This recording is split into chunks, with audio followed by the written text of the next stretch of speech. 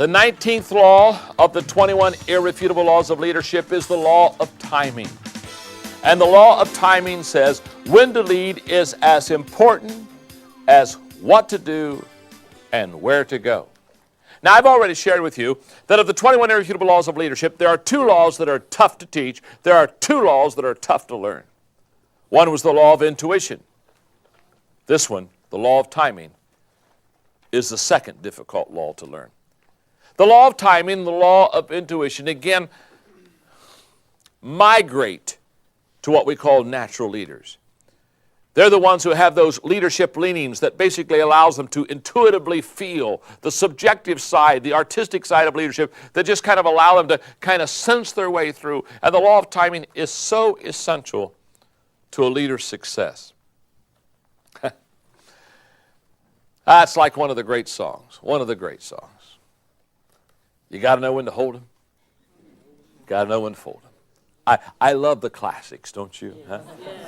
Don't you love the classics? You got to know when to walk away. I think Sir Kenny Rogers did that one. And he was basically saying that there is a sense of timing, there's a sense of intuitiveness that's going to determine your success or your failure. And I want to emphasize that in this law of timing. Many people have been successful in their leadership because they understood the law. Many people have been unsuccessful because they violated the law of timing. In your notes, let me share with you how this law of timing works. The wrong action at the wrong time equals disaster. We've seen that. Very simple. A leader makes a wrong decision, wrong time, timing's wrong, decision's wrong, disaster. You got a titanic issue on your lap. Now, the wrong action at the right time equals a mistake. Now you can see that already it's better. It's still not good, but if the timing was right, even though the action was wrong, it's not as disastrous. Now, the right action at the wrong time equals resistance. People are resistant. Even if it's the right thing to do, if your timing is wrong, you'll find that they're not accepting. You'll find that they're resisting you. Does that make sense? Finally, and this is where you all want to land because this is basically the law of timing. The law of timing is number 4. The right action at the right time equals success. And a classic example in history, in presidential history, of the law of timing is Jimmy Carter. When Jimmy Carter became president, he became president because the country was tired of Washington insiders. Think about it. Watergate, Nixon, Gerald Ford, who pardoned him. Basically, America was saying, we're tired of the Washington insiders. We need somebody that doesn't live in Washington, doesn't go to Washington. And here came Jimmy Carter, the peanut farmer from Georgia. Remember, he had his coat over his shoulder and, "Hi, my name is Jimmy Carter." And we just kind of looked at him and we said, he's the guy I'm going to vote for. Because he doesn't go to Washington, he doesn't look like Washington, he doesn't talk like Washington. We need Jimmy Carter in there. And he literally was elected president because of the law of timing. America was tired of Washington insiders. Now, he was president for 4 years. And during that time, it was not a good time. Interest rates got to 20%. Remember the hostages? Oh, the hostages. Iran took our people hostage, and we didn't get them out. And when we tried to get them out, our helicopters crashed, and it just seemed like we were just bungling everything. Now, things were not going good.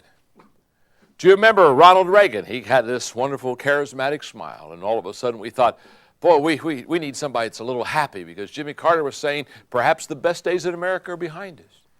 We needed a happy boy. We got Ronald.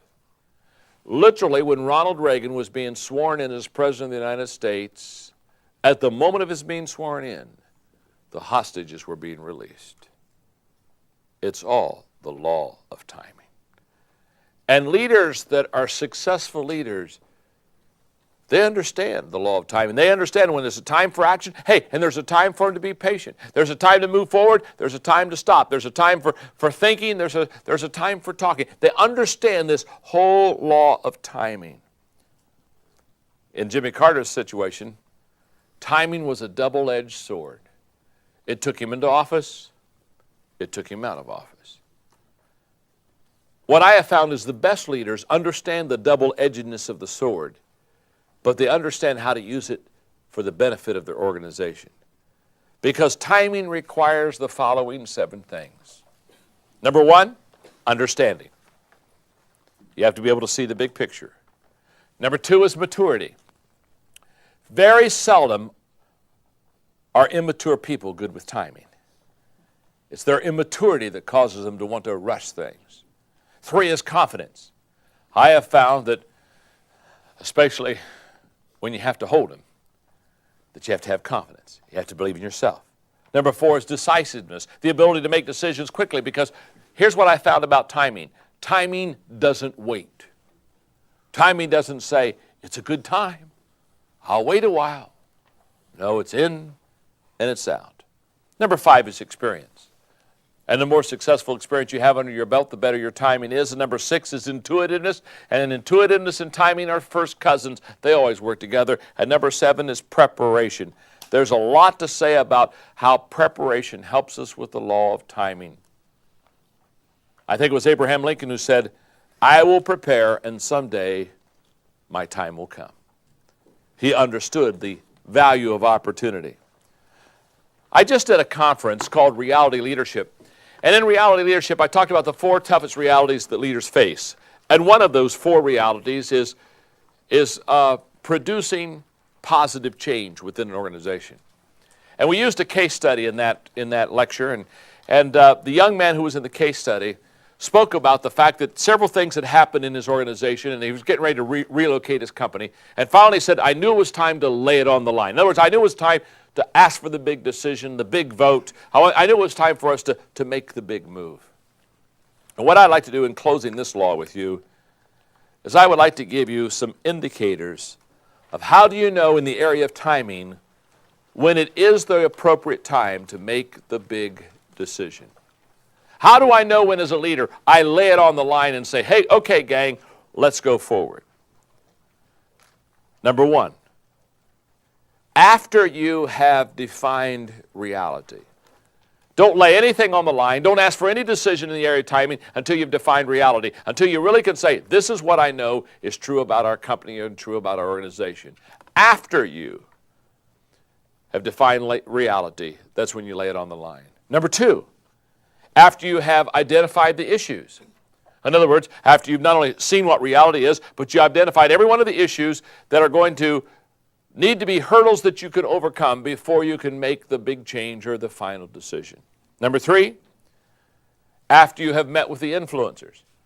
Remember, we've illustrated in other laws that you've got to meet with your influencers. You've got to meet with your inner circle. You've got to meet with your key players and have the meeting before the meeting. So after you have met with your influencers, that's when you can make the big decision, because timing then will be appropriate.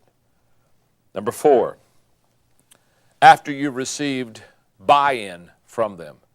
Just like the buy-in that says, the law of buy-in that says people buy into the leader before they buy into the vision, you've got to have buy-in from your influencers again before you can make the big decision and make the big change. Number 5, after you've communicated the vision.